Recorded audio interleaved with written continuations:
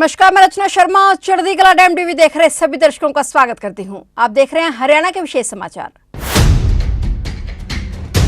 मुख्यमंत्री मनोहर लाल ने कहा कि आज समय की जरूरत है कि हम सब एक नई कृषि क्रांति की शुरुआत करें। इस कार्य में चौधरी चरण सिंह हरियाणा कृषि विश्वविद्यालय, महाराणा प्रताप बागवानी विश्वविद्यालय व शोध संस्थाओं के वैज्ञानिक मिलकर शोध कार्यों के लिए सहयोग करें और नई विधाओं को आगे लेकर आए। इसके लिए उन्हें प्रोत्साहन दिया जाएगा। इससे खेती में जहां कृषि लागत कम होगी, वहीं अच्छी उपज होने के साथ साथ किसानों की आमदनी भी बढ़ेगी।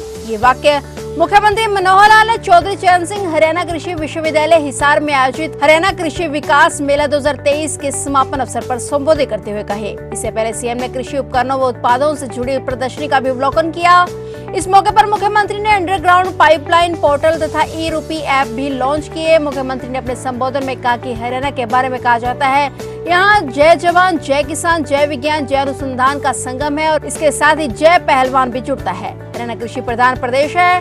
हमारी 2% आबादी है, लेकिन सेनाओं में प्रदेश के युवाओं की संख्या 10% है। वहीं सीएम मनोहर लाल ने कहा कि किसानों की आय को बढ़ाने के लिए नित्य नए प्रयोग किए जा रहे हैं। सरकार ने एक्सपोर्ट प्रमोशन काउंसिल भी बनाई है और इतना ही नहीं, आने वाले समय में महाराजा अग्रसेन एयरपोर्ट से कार्गो फ्लाइट शुरू करने की पहल की जाएगी, ताकि हरियाणा के किसानों की ताजा फल एवं सब्जियां अरब देशों को निर्यात की जा सके। मुख्यमंत्री ने कृषि विश्वविद्यालय के वैज्ञानिकों से आग्रह किया कि वे कम लागत और अधिक पैदावार कैसे हो, इस विषय पर शोध करें और उन्नत किस्म के बीज तैयार करें। साथ ही खदानों की मार्केटिंग के लिए समुचित व्यवस्था सुनिश्चित हो, यह कार्य मार्केटिंग बोर्ड द्वारा किया जाए। उन्होंने कहा कि आज केमिकल व कीटनाशकों के अत्यधिक प्रयोग से खदानों की गुणवत्ता प्रभावित हो गई है। इस पर ध्यान देने की जरूरत है। इसके लिए प्राकृतिक खेती को अपनाना चाहिए। सरकार प्राकृतिक खेती को बढ़ावा देने के लिए अनेक प्रकार की सब्सिडी दे रही है। मुख्यमंत्री ने दोहराया कि लगातार पानी के दोहन से भूमिगत जल नीचे जा रहा है। पानी की कमी के चलते किसान नकदी फसलों को अपनाए, जिनमें फल, फूल, सब्जी के साथ साथ मधुमक्खी पालन, पशुपालन और मत्स्य पालन आदि शामिल हैं। सीएम ने कहा कि समय को देखते हुए हमें पानी की खपत को कम करना होगा। पानी के समुचित उपयोग के लिए सूक्ष्म सिंचाई को अपनाना होगा। सूक्ष्म सिंचाई के लिए सरकार किसानों को 85% तक की सब्सिडी दे रही है। उन्होंने कहा कि प्रगतिशील किसान आगे अन्य किसानों को प्रगतिशील बनाने में सहयोग करेंगे। उन किसानों को सरकार की ओर से इनाम दिए जाएंगे। इस अवसर पर मुख्यमंत्री ने इनामी ड्रॉ भी निकाले। हिसार एक ऐतिहासिक नगरी है। चौधरी चरण सिंह कृषि विश्वविद्यालय का ये परिसर है और हम जानते हैं कि हमारी आजादी को 75 साल हो गए। प्रधानमंत्री जी ने कल्पना रखी है कि जब 100 साल आजादी को हो जाएंगे सन 2047 में, तो हमारा देश भारत दुनिया का कितना बड़ा देश ये बनेगा। तो इस 25 साल का जो कार्यकाल बचा हुआ है, आज 75 साल हो गए हैं, तो इस 25 वर्ष के कार्यकाल को उन्होंने अमृत काल का नाम दिया है। तो अमृत काल का यह प्रारंभिक वर्ष है और हरियाणा प्रदेश के सभी कृषक यहां से जो संदेश प्राप्त करेंगे, ऐसा ये कृषि मेले का एक संयोग है, ये अद्भुत संगम है।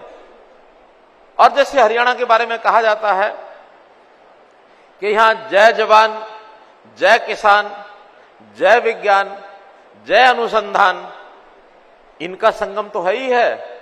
मैं एक चीज और जोड़ा करता हूं हरियाणा के बारे में कि जय जवान, जय किसान, जय विज्ञान, जय अनुसंधान और जय पहलवान। हमारे हरियाणा का एक विशेष हमको एक उपाधि प्राप्त है कि खेलों का प्रदेश है और हमारा ग्रामीण क्षेत्र जहां हमारा किसान रहता है, वहां हमारा जवान भी है, हमारा पहलवान भी है। देश और दुनिया में हमको एक विशेष स्थान प्राप्त हुआ है। तो आज इस अवसर पर मैं सभी किसान भाइयों को, बहनों को, कृषि वैज्ञानिकों को और इस मेले के आयोजक सभी बंधुओं को, हमारे कृषि विभाग को, सबको बहुत बहुत बधाई और बहुत बहुत शुभकामना देता हूं। हम जानते हैं कि हरियाणा जो है ये कृषि प्रधान प्रदेश है, क्योंकि ऐसा भी कहा जाता है कि कृषि का अगर कहीं जो भी स्वरूप छोटा बड़ा शुरू हुआ, वो हल चलाने का सबसे पहला प्रयोग हरियाणा के कुरुक्षेत्र में महाराजा कुरु ने किया था। कुरु से पहले ऐसा कहते हैं हल चलाना किसी को आता नहीं था। उन्होंने हल बनाया होगा, उसको चलाने के लिए पता नहीं उसमें बैल जोते होंगे या आदमियों को कहा होगा कि आप ही चलाओ, लेकिन सबसे पहला खूड निकालने का काम महाराजा कुरु ने किया था और तब से खेती, उसका इतिहास हमको मालूम है, आगे बढ़ते बढ़ते यहां तक पहुंचे हैं। हरियाणा कृषि का एक प्रकार से एक केंद्र है। कृषि आत्मनिर्भरता का एक श्रेय हमको मिलता है। जब देश में अन्न की कमी हुई, लाल बहादुर शास्त्री ने कहा कि अन्न कम है, एक समय का भोजन छोड़ना शुरू कर दो। देश की जनता ने उनकी अपील के ऊपर काम करना शुरू किया। मैं छोटा था, हमको याद है कि हर सोमवार को बहुत से लोग सोमवार की रात को भोजन नहीं करते थे। एक प्रयोग शुरू हुआ, प्रदेश को, देश को आत्मनिर्भर बनाना, अन्न की खपत थोड़ा कम करो।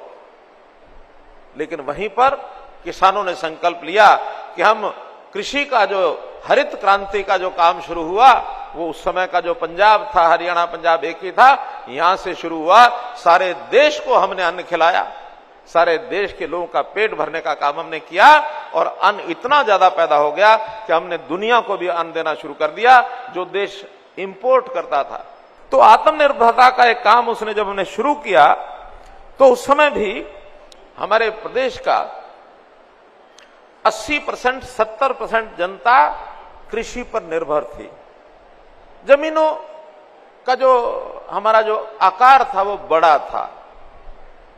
बाद में धीरे धीरे कृषि के साथ साथ इंडस्ट्री का बोलबाला हुआ, बहुत लोग कृषि में आ गए और कृषि के बाद फिर सेवाओं के काम शुरू हुए। आईटी का काम आगे बढ़ा, शिक्षा क्षेत्र आगे बढ़ा, स्वास्थ्य में अच्छे अच्छे अनुसंधान हुए, सामाजिक सुरक्षा के कई काम आगे बढ़े, सेनाओं में हमारे लोग जाने लगे। तो जो 70% जनता कृषि पर निर्भर थी, बाकी विषयों में जाते जाते हमारी वो जनता घटते घटते आज 48% परिवार वो कृषि पर निर्भर है। ये कोई खराब बात नहीं है, क्योंकि हम चाहते हैं कि कृषि के अंदर इतने सारे लोगों की अब खपत, उतना निर्भरता, उतने लोगों की आमदन नहीं रही है कि उसके ऊपर पालन पोषण हो सके, तो बाकी चीजों पर भी हम आगे बढ़े। हरियाणा में प्रगतिशील किसान बहुत है। मुझे पता है कि आज से 6 साल पहले मैंने एक बार आंकड़ा इकट्ठा कराया था।